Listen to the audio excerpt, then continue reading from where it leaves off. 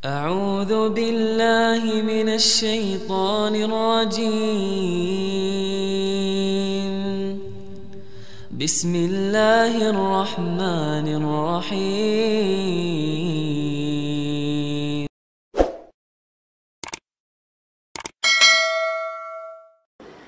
Agama kita itu Masya Allah Pak, dari mulai caranya kencing sampai ngatur negara dilengkapin sama Allah sama Rasulnya.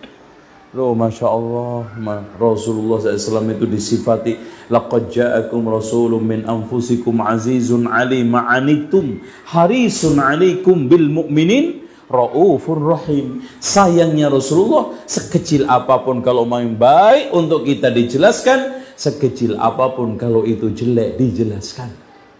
Yang baik untuk dikerjakan, yang jelek untuk ditinggalkan. Walaysa min amalin yudkhilul jannata illa qad amartukum bihi walaysa min amalin yudkhilun nara illa qad nahaitukum an, kata Rasulullah. Tidaklah ada satu amalan yang masukkan ke surga telah aku perintahkan, dan tidaklah ada satu amalan yang masukkan ke neraka telah saya larang. Ya, dari situlah tidak mungkin ada bid'ah hasanah. Bid'ah itu sesat, hasanah itu baik. Kira-kira sesat yang baik kayak apa, Mas? Kira-kira kalau ada ustadz yang berceramah, hadirin sekalian, malam hari ini kita akan sampaikan tema bid'ah hasanah, yaitu sesat tapi baik. Mudah-mudahan setelah ceramah kita semua menjadi orang-orang sesat tapi baik. Dan semoga kita semua menjadi orang-orang baik tapi tersesat. Subhanallah, nggak mungkin. Anak TK aja bingung habis ceramah. Pak, tadi ngomong apa Pak Ustadz tadi? Masa ada sesat yang baik?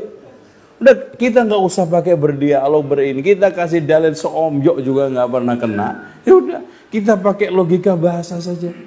Kan sesat itu apa? Bid'ah itu sesat. Nggak ada yang nggak sesat. Terus hasanah itu baik. Coba gandengin dua kalimat tersebut, rangkai dalam satu ucapan. Hadirin sekalian, semoga kita semua menjadi orang-orang baik tapi sesat, dan kita semoga menjadi orang-orang yang tersesat dalam keadaan baik. Ya, tapi itulah manusia. Dan tidak ada suatu kalimat yang paling berat diucapkan seorang da'i dan ahli sunnah kecuali bid'ah. Karena makin banyak musuhnya, dan makin banyak musuhnya ketika bid'ah itu sudah diembel-embeli dengan hasanah.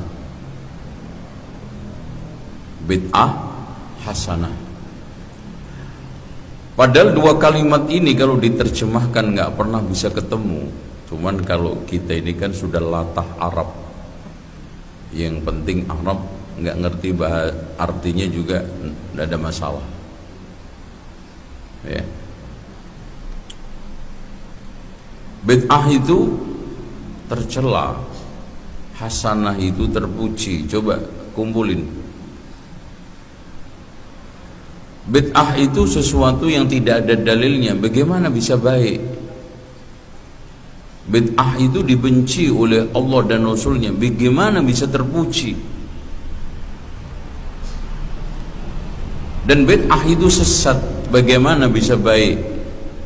Mungkin gak ada orang ngomong, hadirin sekalian, insya Allah kita akan meniti jalan yang sesat tapi baik. Dan mudah-mudahan kita semua menjadi orang-orang baik tapi tersesat. Gak mungkin. Cuman tadi Arab, orang itu kalau sudah Arab terkecoh. Contoh aja qasidah yang paling sering diucapkan di masjid-masjid, di majelis ta'lim yang mengandung kesyirikan. Ya Rabbi bil Mustafa baligh maqasidana waghfir lana ma madha ya wasi'al karami, kan gitu. Maulaya salli wa sallim daiman abada alal habibika khairil khalqi kullihimi. Itu sudah menjadi lagu kebangsaan majelis ta'lim seluruh Indonesia. Ya. Yang parahnya ketika sampai bait ya akramal khalqi ma liman aludhu bihi siwaka inda hululil hadisil amimi. Wahai makhluk yang paling mulia, kepada siapa lagi aku berlindung kalau tidak melalui perantaraan engkau. Wa inna min judika dunya wa dharrataha, sesungguhnya sebagian dari kedermawananmu adalah pemberian dunia dan nikmat akhirat. Wa min ulumika ilmu lawhi wal qalami, dan sebagian dari ilmumu adalah mengetahui atau setara ilmu lauhul mahfud dan qalam catatan takdir. Rasulullah diperlakukan begitu gimana? Syirik enggak? Syirik. Illam takun akhidan yawmal ma'adi yadi fadlan wa illa faqul ya zalladal qadami.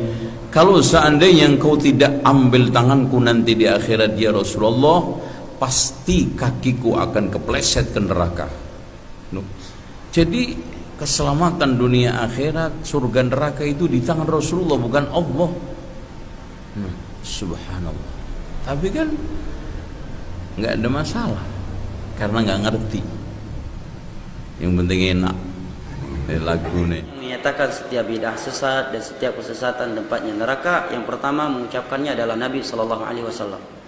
Ya, hadis-hadisnya cukup jelas. Bahkan dalam hadis riwayat Imam Muslim dari Jabir bin Abdullah bahwa setiap khutbah Jumat Nabi menyampaikan wa khairul fa inna asdaqal hadits kalamullah wa khairul hadi hadi Muhammad sallallahu alaihi wasallam wa syarrul umuri muhdatsatuha fa inna kulla muhdatsatin bid'ah wa kulla bid'atin dhalalah wa kulla dhalalatin finnar. Ini setiap khutbah Jumat Nabi menyampaikannya. Ini yang pertama. Kemudian hadis Irbad bin Sariyah tadi. Dan kita tidak lebih dari itu kecuali menyampaikan sabda Nabi sallallahu alaihi wasallam. Ya, yang kita sampaikan adalah kaidah umum, bukan memvonis manusia. Adapun kalau ada yang melakukan ibadah-ibadah tertentu yang tidak ada tuntunan Nabi SAW, individu mereka itu antara mereka dengan Allah Subhanahu wa Ta'ala. Yang kita bahas adalah kaidah umum. Adapun yang melakukannya bisa jadi karena dia menganggap itu ibadah, mudah-mudahan dapat pahala sesuai dengan niatnya. Adapun ibadah tetap dikatakan tidak ada yang dianjurkan kecuali apa yang telah dianjurkan oleh Allah dan Rasulnya dan telah dicontohkan oleh para sahabatnya. Nah, kalau dikatakan ada bid'ah yang tidak sesat, maka kita katakan Nabi yang menyatakan setiap bid'ah sesat. Kalau dikatakan ada bid'ah yang hasanah, berarti ada kesesatan yang tempatnya bukan dalam neraka. Hati-hati, sesat tapi baik, mungkin enggak? Ini baik tapi sesat, mungkin enggak? Nggak nyambung. Jelas ya? Ini kaidah. Adapun individu manusia dalam melakukan suatu ibadah, hukum mereka antara mereka dengan Allah. Kita berbaik sangka, mungkin sampai di situ pengetahuannya atau punya alasan. Yang penting ketika kita beribadah, saya berprinsip demikian. Dan kita menjelaskan hukum Allah bukan berarti kita sedang menghukumi manusia. Ini yang perlu dipahami. Karena sebagian orang ketika kita sampaikan hadis-hadis bid'ah, langsung dia politis ya. Berarti ya ini neraka semua. Kami neraka semua. Padahal kita nggak nunjuk hidung dia. Kita sedang bahas kaidah umum. Sekarang kalau karena banyak orang melakukannya, akhirnya kita tidak menyampaikannya. Bagaimana dengan hukum riba? Ayat-ayat riba cukup jelas, ya kan? Ayat-ayat riba cukup jelas. Hadis-hadis riba cukup tegas dan keras. Mana yang lebih banyak pelaku riba atau pelaku maulid? Lebih banyak pelaku riba. Apakah karena banyaknya orang yang melakukannya akhirnya kita tidak menyampaikan riba? Hah? Ya kan? Orang juga bisa beralasan, nah semua yang mereka di riba neraka, berzina dia yang bukan dongeng. Akhirnya nggak jadi lagi menyampaikan hadis tadi. Ini bukan prinsip dalam neraka. Kita menyampaikan adapun hukum manusia, surga neraka yang manusia itu milik Allah Subhanahu wa Ta'ala. Bisa jadi mereka punya sebuah ibadah yang dapat menghapuskan kesalahan tersebut. Atau bisa jadi karena ketidaktahuannya Allah Subhanahu wa Ta'ala memaafkannya, atau tujuan baiknya dia, Allah memaafkan dia tersebut. Alhamdulillahi Rabbil Alamin. Segala puji bagi Allah, Tuhan seluruh alam.